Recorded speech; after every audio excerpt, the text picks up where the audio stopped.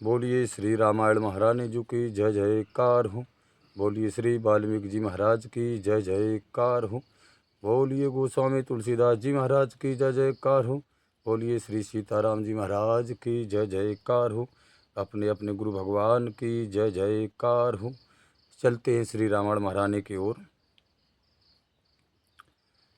हमारा समस्त वानर मधुवन में आ गए हैं और मधुवन को उजाड़ने लगे हैं। रखवारे ने बहुत रोका लेकिन नहीं माना है। कोई भी वानर नहीं माना महाराज मधुवन में।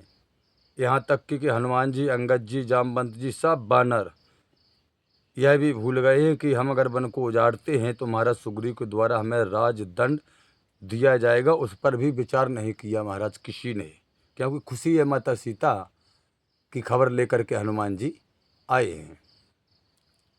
आगे चलते हैं। आज की कथा है कि उस समय पवन कुमार हनुमान ने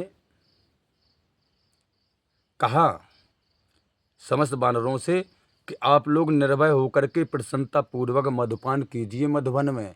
बोले बिल्कुल निष्फिक्र होकर के मधु का पान कीजिए। यदि कोई बाधक होगा या तुम्हारा कोई विरोध करेगा तो मैं उसे रोक दूंगा। हनुमान जी ने कहा कि हे वानरों, तुम लोग इच्छा के अनुसार मधुपान करो। और हनुमान जी की उक्त बात सुनकर के युवराज अंगद बोले वानरों, तुम लोग इच्छा के अनुसार मधुपान करो। हनुमान जी महाराज लंका से कार्य सिद्ध करके आ रहे हैं, इसलिए इनकी बात तो मुझे माननी ही पड़ेगी। और फिर इस समय तो मैं इनकी उचित अनुचित सभी बातों का समर्थन कर रहा हूँ। अंगद कहते हैं कि हे वानरों, तब फिर यह बात तो वानर मात्र की इच्छा देख करके ही हनुमान जी ने कही है। अंगद कहते हैं इसलिए तुम सब खूब जी भर करके फल खाओ और रस पियो। अंगद के वचन सुनकर के सभी वानर महाराज धन्य धन्य युवराज कह करके उनकी प्रशंसा करने लगे। वाल्मीकि जी महाराज कहते हैं कि तत्पश्चात यह मधुवन में प्रवेश करके मधुर फल खाने लगे और तृप्त होकर के मधुपान करने लगे। समस्त वानर, उन्हें युवराज अंगद की आज्ञा मिल चुकी थी महाराज, इसलिए वो समस्त वानर निर्भय होकर के फल खाते हैं मधुवन में। और जो कोई रक्षक उनका विशेष विरोध करता है उसे उछल कूद करके मारने लगते हैं समस्त वानर। अनेक वानर टोलियां बना करके महाराज रस एकत्रित करते और दोनों में भर के बैठकर आराम से पीते थे। मधुपान करके समस्त वानर दलमस्त हो गया था। कोई दल एकत्र होकर के वाल्मीकि जी महाराज कहते हैं कि रखवालों को पीटने लगा महाराज। कोई मधुपान करता तो कोई झुंड मधु को पी पी करके फेंकता दिखाई देता है। वाल्मीकि जी कहते हैं कि उस समय अनेकों वानर आपस में एक दूसरे को जो मधु की शहद की मोम होती है उसे फेंक करके एक दूसरे के ऊपर मार रहे थे महाराज। कितने ही वानर वृक्षों के नीचे उनकी शाखाएं पकड़े खड़े थे। कितने वानर अपने वृक्षों की शाखाएं पकड़े हैं और खड़े हैं महाराज। अनेकों जमीन पर पत्ते बिछा करके सो गए थे। फल खा करके मधु में मस्त होकर के महाराज सो गए थे। मधु के रक्षक जो कि ददमुख के अधीन थे और मधु वन की रक्षा कर रहे थे, बानरों से उत्पादित होकर के उधर उधर भाग गए। कुछ रखवालों को अंगद के दल वाले बानरों ने भूमि पर पटक कर घुटनों से खूब रगड़ा था महाराज। जो बंदर रखवाले थे और अंगद के जो सेना के बानर थे उन्होंने उन रखवालों को पकड़ा और जमीन पर महाराज घसीटा रगड़ा। कितने ही बानरों को पकड़ करके आकाश में उछाल दिया महाराज। इस प्रकार बानरों से सताए हुए समस्त रक्षक घबराए हुए आज ददमुख के पास गए। ददमुख कौन था? ये मैन चीफ था रखवालों का, मधुवन का, जो सुग्रीव का मामा था महाराज। उसके पास गए और उसके पास पहुंच करके कहने लगे महाराज, हनुमान की आज्ञा से समस्त बानरों ने हम लोगों को बहुत मारा और मधुवन को तो महाराज बिल्कुल नष्टविष्ट कर दिया। आप हमारी रक्षा करें। ये सब बानर कहने लगे ददमुख के साथ, ददमुख से। वाल्मीकि जी महाराज कहते हैं कि मधुवन का विनाश देख करके ददमुख को बड़ा क्रोध हुआ। उसने अपने सेवकों को सांत्वना देते हुए कहा कि चलो उन बानरों के पास चलें, हम उन्हें बलपूर्वक रोकूंगा। कैसे रोकूंगा? बोले अपने बलपूर्वक रोक दूंगा। वह सब उत्तम मधु को पिए डालते हैं। बोले ददमुख के धैर्य पर वे बानर उनके साथ चले। अब ददमुख एक विशाल वृक्ष लिए हुए उनके बीच में चला जा रहा था महाराज। दधमुख ने एक विशाल वृक्ष उखाड़ा और इस साइड समस्त बानर हैं और बीच में दधमुख चला जा रहा है। वह रक्षक बानर भी शिला पत्थर और वृक्ष हाथ में लिए हुए थे महाराज। जितने बानर थे रक्षक मधुवन के सामने पत्थर और वृक्ष हाथ में लिए और चल रहे थे। ये सब के सब रक्षक बानर अत्यंत क्रोध में भरे हुए थे महाराज, क्योंकि पिटाई लग गई थी तो सबसे क्रोध में थे। वन में पहुंच करके उन्होंने मद पीने वाले बानरों को बलपूर्वक रोकना आरंभ किया। अब क्या होता है, बोले महाबली दधमुख को वृक्ष हाथ में लिए हुए आते देख करके महाराज युवराज अंगद क्रोधित होकर के उस पर टूट पड़े। इसके ऊपर, दधमुख के ऊपर। जैसे ही अंगद ने देखा कि दधमुख जो रखवाला है हमारे मधुवन का, वो हाथ में एक बहुत बड़ा वृक्ष लेकर के हमारे बानरों को मारते हुए आ रहा है, तो युवराज को गुस्सा आ गया। उस पर टूट पड़े और उसे भूमि पर पटक करके पीटने लगे महाराज युवराज। अब दधमुख की भुजाएं, जांघें, सारा शरीर छिल गया महाराज। इतना मारा अंगद महाराज ने, तथा उसका शरीर खून से लाल हो गया। किसी प्रकार अंगद से छुटकारा पा करके अब दधमुख भाग गया महाराज। छुटकारा पा गया किसी प्रकार से महाराज युवराज अंगद से और भाग गया। अनंतर अपने अधीनस्थ बानरों को एकत्रित किया उसने, दधमुख ने, कि ओ रखवाले सब जने इकट्ठे हो जाओ, और उनसे कहने लगा कि आओ चलो भगवान श्री रामचंद्र जी के समीप चलना है। जहाँ हमारे स्वामी सुग्रीव जी बैठे हैं हम सब वहाँ ही चलें और राजा के पास जाकर के इस मधुवन के विनाश और अपने पिटने का सारा वृत्तांत उनसे कहें सुग्रीव महाराज से। ये दधमुख ने अपने समस्त रखवाले बानरों से कहा।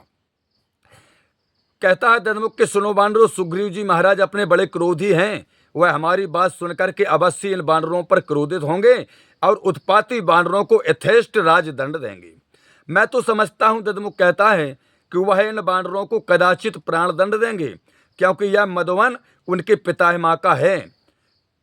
इसमें देवता भी प्रवेश नहीं कर सकते हैं, अतः वह इन बानरों को अवश्य राजदंड दे करके मारेंगे। राक्षसों से ऐसा कहकर के दधमुख उन सबको साथ लेकर के उड़ चला महाराज। कैसे गया? वहीं से उड़ करके गया और थोड़ी देर में सब लोग सुग्रीव महाराज के पास पहुंच गए। उन्होंने जब श्री रामचंद्र जी, श्री लक्ष्मण जी और सुग्रीव जी को बैठे देखा दधमुख ने, तो वह सब आकाश से समतल यानी धरातल पर उतर पड़े और सुग्रीव महाराज को माथा झुका करके प्रणाम किया और दीनता पूर्वक उनके चरणों में दधमुख महाराज आज गिर पड़ता है। सुग्रीव महाराज के चरणों में गिर पड़ा। कैसे गिरा? दीनता पूर्वक, क्योंकि पिता था। वाल्मीकि जी महाराज कहते हैं दधमुख को माथा टेक करके प्रणाम करते देख करके बानरपति सुग्रीव बोले, अरे उठो उठो, तुम मेरे चरणों में क्यों पड़े हो? सुग्रीव महाराज ने कहा कि दधमुख तुम्हारी दशा देख करके मैं अभय करता हूं। हे दधमुख, जो कुछ तुम मुझसे कहना चाहते हो सो निस्संक होकर के कहो। दधमुख कौन है? ये मधुवन का रखवाला है और सुग्रीव महाराज का सगा मामा है। परंतु यह तो बताओ, सुग्रीव महाराज ने कहा कि मधुवन तो सुरक्षित है हमारा, तुम्हारे यहाँ आने का कारण क्या है दधमुख? सुग्रीव से आश्वासित होकर के दधमुख ने अब कहना प्रारंभ किया कि हे राजन, आपने जो मधुवन ऋक्षराज से प्राप्त किया था और जिसको वाली तथा आपने सब अब तक भली भांति सुरक्षित रखा है, उस मधुवन में बानर घुसाए महाराज और निर्भय होकर के फल फूल खाने लगे। बिल्कुल निर्भय होकर के फल फूल खा रहे हैं। मैंने तथा अन्य राक्षसों ने उन्हें रोकने का प्रयत्न किया तो उन्होंने मुझे कुछ भी न समझकर मेरी बात नहीं मानी और स्वतंत्रता पूर्वक बोले महाराज पूरे मधुवन की मधु पीते रहे तथा फल आदि खा करके वन को नष्ट भ्रष्ट कर दिया। बोले मधु पी, फल खाए सो खाए, लेकिन मधुवन को नष्ट भ्रष्ट कर दिया। और ये राक्षस लोग क्रोधपूर्वक उन्हें रक्षक क्रोधपूर्वक उन्हें रोकने लगे तो उल्टे उन्हीं लोगों ने महाराज इन्हें मारा है देखो, और मधुवन से बाहर निकाल दिया सबको। बहुत पीटा महाराज, हमको भी घसीटा, देखो पूरी शरीर हमारा छलने छलना हो गया। दधमुख कहता कि महाराज अनेकों को तो आकाश में फेंक दिया, यही नहीं उन्होंने बहुत सौ को थप्पड़ मारे और कितनों को घुटनों से घायल कर दिया है। दधमुख कहता है कि हे सुग्रीव महाराज, इस प्रकार आप जैसे स्वामी के होते हुए भी ये सूरवीर रक्षक पीटे गए हैं और उपद्रवी बानर मधुवन में मधु पीते हुए मनमाना व्यवहार कर रहे हैं। दधमुख जब इस प्रकार बानर राज सुग्रीव से सब वृत्तांत कह चुका तो बोले परम बुद्धिमान लक्ष्मण ने अब सुग्रीव से पूछा, सुग्रीव से कहा लक्ष्मण ने कि हे मित्र सखा, यह वन का रक्षक बानर यहाँ किस लिए उपस्थित हुआ था दधिमुख, और किस कारण इसने दुखी होकर के तुमसे निवेदन किया। महात्मा लक्ष्मण के पूछने पर बानरपति सुग्रीव ने कहा कि लक्ष्मण, यह बानर दधमुख हमारा मामा है और मधुवन का प्रधान रक्षक है। बोले हमारा जो वन है ना मधुवन, बोले उसका प्रथम रक्षक है। अंगद आदि वीरों ने मधुवन का सारा मधु पी डाला है। सुग्रीव लक्ष्मण जी से कहते हैं कि हे लक्ष्मण, ये दधमुख यह बता रहा था कि अंगद और समस्त वीरों ने मधुवन का सारा मधु पी लिया।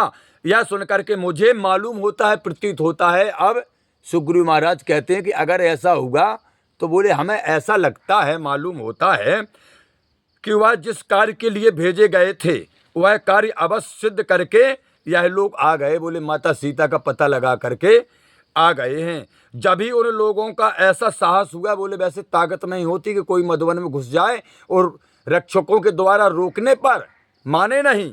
ऐसा लगता है कि ये कार्य सिद्ध हुए बिना ऐसा साहस कदापि नहीं करते थे। ऐसा लगता है कि जैसे कार्य सिद्ध करके लौट आए हैं।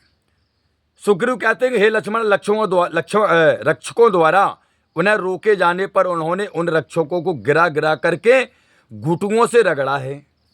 सुग्रीव कहते हैं कि लक्ष्मण देखो, तो जो रखवाले थे मधुवन के, उन्हें रोका उन्होंने कि नहीं मधु नहीं पी सकते, तो उन बानरों ने उन रक्षकों को पृथ्वी पर गिरा गिरा करके घुटुओं से रगड़ा है। और महाबली दधमुख को भी उन्होंने कुछ नहीं गिना है। बोले किसी गिनती में नहीं गिना, जो प्रधान रक्षक है वहां का।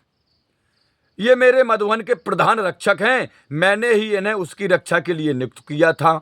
सुग्रीव कहते लक्ष्मण, इससे मुझे यही प्रतीत होता है, मालूम होता है कि पवन कुमार हनुमान जी तेजस्वी हनुमान ने अवश्य भगवती सीता का पता लगा लिया है। बोले इसलिए तो किसी की नहीं मान रहे, ये लोग मदमस्त हैं, बिल्कुल खुशी में हैं। पता लगा लिया है माता सीता का। उनके अतिरिक्त कोई अन्य वानर इस कार्य को सिद्ध कर सकने में समर्थ नहीं हो सकता था। बोले हनुमान जी के अलावा, सुग्रीव कहते हैं कि हे लक्ष्मण भैया, हनुमान जी के अलावा माता सीता का यह कार्य सफल करने में किसी की क्षमता ही नहीं थी। क्यों नहीं थी लक्ष्मण जी बोले? तो सुग्रीव कहते कि सुनो, एक तो वे वायु पुत्र है, वायु के पुत्र हनुमान है, तो हनुमान में कार्य सिद्ध करने की शक्ति, बुद्धिमत्ता, उद्योग, पराक्रम और शास्त्रीय ज्ञान सब कुछ वर्तमान है। बोले हनुमान जी के अंदर जो होना चाहिए, बोले वो सब है हनुमान जी के अंदर। जिस दल के नेता अंगद, जामवंत और हनुमान हो, सुग्रीव कहते हैं कि हे लक्ष्मण भैया, वह दल अन्याय पूर्ण कार्य नहीं कर सकता है। बोले कभी भी अन्याय पूर्ण कार्य नहीं कर सकता। दक्षिण दिशा से सीता जी का पता लगाकर लौटे हुए अंगद आदि वीरों ने मधुवन को उजाड़ा है और स्वतंत्रता पूर्वक मधुपान किया है, जो कि मधु केवल मात्र हमारे लिए सुरक्षित रहता है मधुवन में। किसके लिए? सिर्फ हमारे लिए उस मधुवन की मधु शहद हम पीते हैं और किसी के लिए नहीं है। सुग्रीव कहते हैं कि हे लक्ष्मण, उसे पान करने के अतिरिक्त व्यर्थ ही नष्ट भी किया है। बोले पान तो किया है मधु को, शहद को, और बोले फालतू में उसे मधुवन को नष्ट भ्रष्ट कर दिया है। साथ ही रखवालों को गिरा गिरा करके मारा भी है। सुग्रीव कहते इन सब बातों का समाचार देने के लिए ये परम बलवान मधुरवासी दधमुख यहाँ मेरे पास आए थे सूचना लेकर के।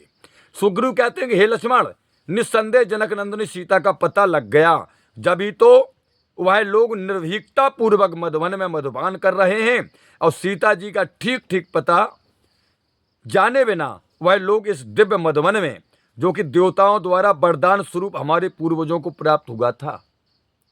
सुग्रीव कहते लक्ष्मण, ये मधुवन है ना, ये हमारा नहीं है। बोले फिर? बोले हमारे पुरखों को, पूर्वजों को देवताओं के द्वारा प्रसन्न होने पर वरदान स्वरूप में ये मधुवन दिया गया था। कदापि प्रवेश न करते और न उसे उजाड़ते। बोले इतना करते कि उसमें प्रवेश नहीं करते और उजाड़ते भी नहीं, क्योंकि ये देवताओं ने हमारे पुरखों को दिया था। हम दोनों भाइयों ने इसकी रक्षा सुरक्षा की, अभी तक इन बंदरों ने उजाड़ दिया। सुग्रीव द्वारा इस प्रकार कानों को सुख देने वाला वह बात सुनकर श्री रामचंद्र और लक्ष्मण परम प्रसन्न हो गए। जो सुग्रीव ने कहा कि ऐसा लगता है कि बाग उजाड़ा गया है तो माता सीता की खबर लेकर के आए हैं, और प्रसन्नता में इन्हें किसी की भी भय नहीं रहा, न किसी का डर रहा। भूखे थे इसलिए इन्होंने मधु पी और फल खाए। ऐसी बात सुग्रीव महाराज के मुखारबिंद से जब राम और लक्ष्मण महाराज ने सुनी तो महाराज बड़ी खुशी हुई दोनों भाइयों को, राम और लक्ष्मण को, कि चलो सीता का पता लगा करके हनुमान आ गए हैं। तदुपरांत हर्षोन्मत्त होकर के वानरपति सुग्रीव ने मधुवन के प्रधान रक्षक महावीर ददमुख से कहा कि ददमुख ने कहा कि हाँ महाराज। बोले वह लोग मेरा प्रिय कार्य सिद्ध करके लौटे हैं, बड़बड़ाओ नहीं तुम। बोले हनुमान और जितने भी वानर थे, जामवंत वगैरह सब, अंगद, बोले सब हमारा कार्य सिद्ध करके आए हैं, माता सीता की सूचना लेकर के, खबर लेकर के आए हैं, इसलिए मैं उन पर अत्यंत प्रसन्न हूँ। बोले बहुत प्रसन्न हूँ, मैंने उनका अपराध जो तुमने बताया है। तो सुग्रीव कहते हैं कि मैं इतना प्रसन्न हूँ कि वो हमारा काम करके आए हैं, लंका से माता सीता की खबर लेकर के आए हैं, तो हमने उनका अपराध क्षमा कर दिया, माफ कर दिया।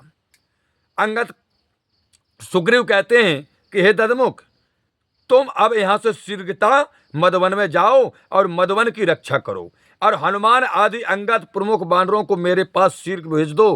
कह देना कि महाराज ने तुम्हें बुलाया है, उनसे यथाशीघ्र मिलना चाहता हूँ। सुग्रीव ने कहा। बोले हनुमान, अंगद, जामवंत, ददमुख, जाओ तुम, इनसे सबसे हमको मिलना है बहुत शीघ्र। जाकर के इनसे कह दो कि तुम्हारे महाराज ने बुलाया है। श्री रामचंद्र लक्ष्मण की को प्रसन्न देख करके तथा कार्य सिद्ध हो जाने से सुग्रीव अत्यंत प्रसन्न हो गए। महाराज कार्य सिद्ध हो गया, राम लक्ष्मण बड़े प्रसन्न हैं, तो सुग्रीव महाराज बड़े प्रसन्न हुए हैं। अथ की कथा का समापन। हे प्रभु आनंद दाता ज्ञान हमको दीजिए, शेर गुसारे दुर्गुणों से दूर हमको कीजिए, लीजिए हमको शरण में हम सदाचारी बने, ब्रह्मचारी धर्म रक्षक वीरो वृतुधारी बने।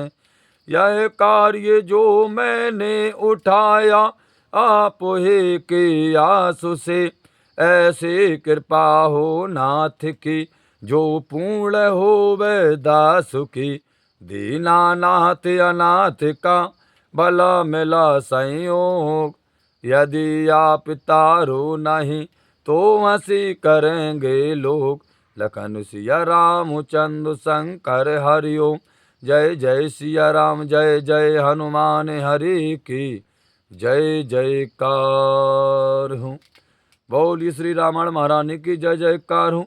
बोलिए श्री वाल्मीकि जी महाराज की जय जयकार हूँ। बोलिए गोस्वामी तुलसीदास जी महाराज की जय जयकार हूँ। बोलिए सदगुरुदेव भगवान की जय जयकार हूँ। बोलिए काका गुरु महाराज की जय जयकार हूँ। बोलिए सब संतन की जय जयकार हूँ। बोलिए सब भक्तन की जय जयकार हूँ।